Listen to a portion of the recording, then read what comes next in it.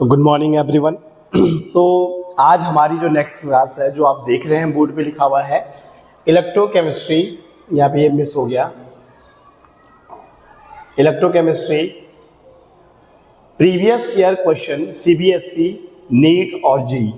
तो इसमें हमने नीट, जेई और सीबीएसई के प्रीवियस ईयर के कुछ क्वेश्चन हैं वो लिए हैं, तो आज हम इनको सॉल्व करने वाले हैं। इसके बाद हम जेई मेंस और जेई एडवांस की एक अलग से सीरीज निकालेंगे जिसमें हम केवल इन क्वेश्चंस को सॉल्व करेंगे। बट अभी जो हमारा फोकस है वो हमारा आने वाली जो हाफ ईयरली एग्जामिनेशन है और उसके बाद जो हमारे प्री बोर्ड होने वाले होंगे, तो उसमें आपकी जो है एक रैपिड जो है हमने क्या लेना है, क्या बोल सकते हैं, एक रिवीजन लेना है। तो उसके लिए मैं जो है आपको इन चीज़ों से लेकर के जाऊंगा। तो सबसे पहले जो हमारे पास क्वेश्चन है वो ये है, in given below are two statement, one is labelled as assertion. ये हमारा नीट का क्वेश्चन है और इसमें जो है थोड़ा सा आपको संभल करके देखना पड़ेगा, क्योंकि ये हमारा जो सीबीएसई बोर्ड का जो हमारे 4 ऑप्शन जो हमारे पहले से फिक्स रहते हैं, वो 4 ऑप्शन इसमें नहीं है कि असर्शन का क्या रीजन हो, क्या मतलब होता है, या रीजन का क्या मतलब होता है। ये बिल्कुल डिफरेंट इसमें आपके स्टेटमेंट होंगे, वो हम लास्ट में देखेंगे।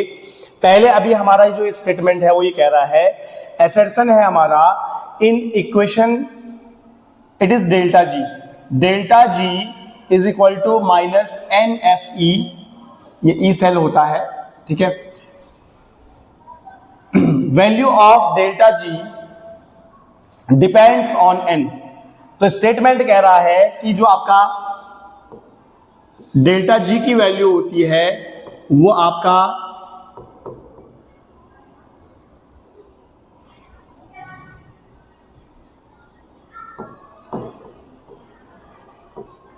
डेल्टा जी की वैल्यू नंबर ऑफ मोल्स पे डिपेंड करता है। तो ये तो हमारे सीधे क्वेश्चन में ही डायरेक्टली दिख रहा है कि डेल्टा जी जो है that is directly proportional to the number of moles. तो ये बिल्कुल स्टेटमेंट सही है, इसमें कोई दोहराई नहीं है। और रीजन कह रहा है E cell is an intensive property और डेल्टा जी जो है वो एक एक्सटेंसिव प्रॉपर्टी है। अब थोड़ा इस चीज को समझ लो, ये क्लास 11th का थर्मोडायनेमिक्स से लिया हुआ है, तो इसने जो है नीट में थोड़ा लेवल बढ़ा दिया है। आपका पहला स्टेटमेंट जो है वो इलेक्ट्रोकेमिस्ट्री से लिया हुआ है और दूसरा स्टेटमेंट जो है वो थर्मोडायनेमिक्स के साथ ऐड कर दिया है। तो एक्सटेंसिव और इंटेंसिव प्रॉपर्टी आई होप आपको पता होगा, लेकिन फिर भी हम एक बार डिस्कस कर लेते हैं। एक्सटेंसिव प्रॉपर्टी वो होती है सिस्टम की जो डिपेंड करती है अमाउंट पर, जो अमाउंट पर डिपेंड करती है उसको हम बोलते हैं एक्सटेंसिव प्रॉपर्टी, और जो नहीं करती है अमाउंट पर डिपेंड, वो आपकी होती है इंटेंसिव प्रॉपर्टी। अब ये कह रहा है कि अगर आप स्टेटमेंट देखेंगे तो ये कह रहा है कि जो जो ई नॉट सेल है इज इंटेंसिव प्रॉपर्टी। देखो बेटा, जो ई नॉट सेल होता है ये डिपेंड करता है नेचर ऑफ इलेक्ट्रोलाइट पर, और दूसरा जो ये डिपेंड करता है कि उसके अंदर कौन सी रिएक्शन हो रही है, रिएक्शन कैसी हो रही है, इसमें डिपेंड करेगा, ना कि क्वांटिटी पे ये डिपेंड नहीं करता है। जो ई सेल होता है यानी कि ईएमएफ ऑफ द सेल, वो आपका अमाउंट पर डिपेंड नहीं करता है, वो नेचर ऑफ इलेक्ट्रोड और जो रिएक्शन उसमें हो रही है उस पर डिपेंड करता है।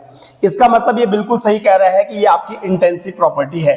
ई नॉट सेल जो है वो इंटेंसिव प्रॉपर्टी है, ये इंटेंसिव प्रॉपर्टी है। जबकि वो कह रहा है डेल्टा जी जो है, जो डेल्टा जी है कह रहा है इट इज एक्सटेंसिव प्रॉपर्टी। तो बेटा हमने साफ साफ देखा है कि ये आपका जो है डिपेंड कर रहा है नंबर ऑफ मोल पे, और नंबर ऑफ मोल का मतलब हो गया number of substance, number of amount of substance. That mean delta G जो है, हमने पहले भी आपको बोला था, डेल्टा जी जो है वो आपका जो है डायरेक्टली प्रोपोर्शनल टू मोल, और मोल के डायरेक्टली प्रोपोर्शनल होने का मतलब ये बढ़ेगा तो ये भी बढ़ेगा। That means it is an extensive property. I hope आपको इंटेंसिव और एक्सटेंसिव प्रॉपर्टी समझ में आता है, और अगर नहीं आता है तो बहुत ही जल्दी हम थर्मोडायनेमिक्स की क्लास भी लेकर के आएंगे और उसमें हम मैक्रोस्कोपिक प्रॉपर्टी के अंदर इंटेंसिव और एक्सटेंसिव प्रॉपर्टी दोनों को समझाएंगे। तो अभी जो है हमारा क्वेश्चन क्या बोलता है, अब आगे कहता है in the light of the above statements choose the correct answer from the options given below. पहला ऑप्शन है both A and R are true. हाँ, तो स्टेटमेंट आपका ए बोल रहा है both assertion and reason are true, R is not correct explanation. तो ये नहीं है, बिल्कुल एक्सप्लेन कर रहा है। हमने कहा कि जो है आपका ये इंटेंसिव और ये एक्सटेंसिव प्रॉपर्टी है। एक्सटेंसिव है इसीलिए ये क्या कर रहा है, इस पे डिपेंड कर रहा है, वो आपका एन की यानी कि एन पे डिपेंड कर रहा है। तो बिल्कुल असर्शन और रीजन दोनों सही है और करेक्ट एक्सप्लेनेशन है।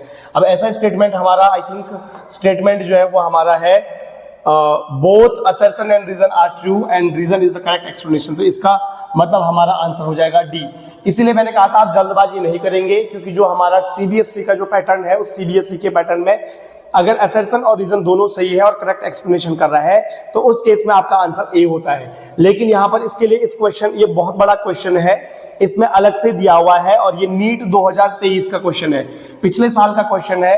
तो आई होप आपको समझ में आ गया होगा। Sorry, which of the following is correct for spontaneous of a cell. देखो बेटा, मैंने आपको ये प्रीवियस वीडियो में मैंने आपका इलेक्ट्रोकेमिस्ट्री का जो हमने असर्शन रीजन किया है उसमें हमने आपको डिस्कस किया है कि स्पॉन्टेनिटी के लिए दो कंडीशंस हमें ध्यान में रखनी है। एक तो ई सेल जो है उसकी वैल्यू पॉजिटिव आनी चाहिए और डेल्टा जी की वैल्यू नेगेटिव आनी चाहिए। तो देखते हैं ऐसा स्टेटमेंट कौन सा है, delta G negative E cell positive, पहला ही स्टेटमेंट हो गया। तो यही हमारा आंसर होगा और ये सीबीएसई 2020 और 2023 में पूछा गया क्वेश्चन है। तो बहुत ही सिंपल क्वेश्चन है सीबीएसई का, बहुत मुश्किल नहीं है। अगर आपको बेसिक नॉलेज है तो आप ये क्वेश्चन कर सकते हैं। अगर हम नेक्स्ट देखेंगे तो ये क्वेश्चन आपका सीबीएसई 2023 का क्वेश्चन है, the unit of molar conductivity is. तो मोलर कंडक्टिविटी की जो यूनिट होती है वो होती है Simon centimetre square mole inverse.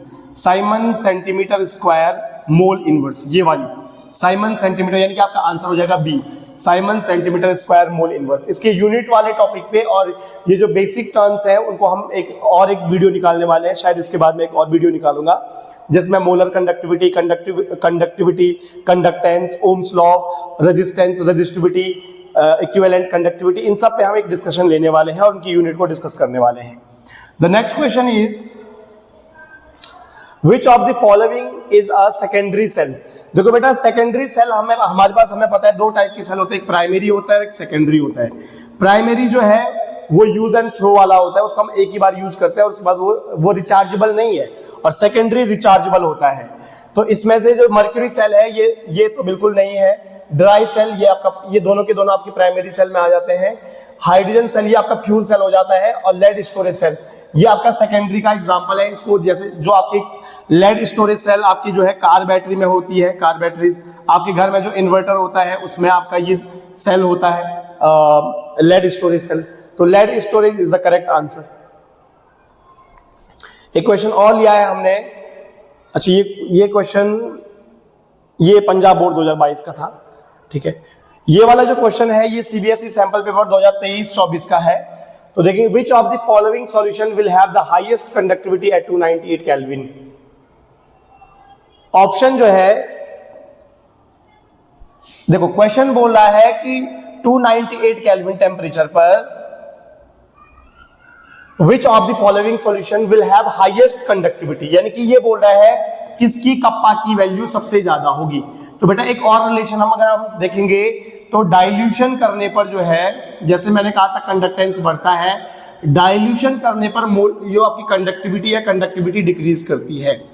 यानी कि देखो सबसे पहले तो इसमें से अगर हम एलिमिनेशन मेथड के थ्रू देखेंगे तो वीक इलेक्ट्रोलाइट को तो हम हटा देते हैं। तो वीक इलेक्ट्रोलाइट यानी कि ये वाला ऑप्शन, डी ऑप्शन और सी ऑप्शन को तो हम हटा देते हैं। अब ऑप्शन ए और बी बचता है हमारे पास। ऑप्शन ए और बी अगर हम देखेंगे बेटा तो इसमें से जो है एक है 0.01 और एक है आपका 0.1, यह कंसंट्रेशन। कंसंट्रेशन ज्यादा का मतलब हुआ डाइल्यूशन कम होना, तो इन दोनों में डाइल्यूशन कम किसका है? इन दोनों में डाइल्यूशन कम इसका है। और अगर आपकी डाइल्यूशन कम होती है तो कप्पा की वैल्यू बढ़ती है। These are inversely proportional. Dilution बढ़ेगा तो कप्पा की वैल्यू घटेगी, डाइल्यूशन घटेगा तो कप्पा की वैल्यू बढ़ेगी। इसका मतलब ये हुआ इन दोनों में जिसका डाइल्यूशन ज्यादा यानी कि जिसका कंसंट्रेशन ज्यादा है, ऑब्वियस है वही आपका आंसर होगा। तो ऐसे में आपका B is the correct answer, 0.1 molar HCl solution. तो आज के लिए बस इतने ही कुछ क्वेश्चन थे। नेक्स्ट क्वेश्चन हम कुछ और क्वेश्चन लेकर के आएंगे नेक्स्ट वीडियो में। तब तक के लिए थैंक यू सो मच और कीप सपोर्टिंग प्लीज।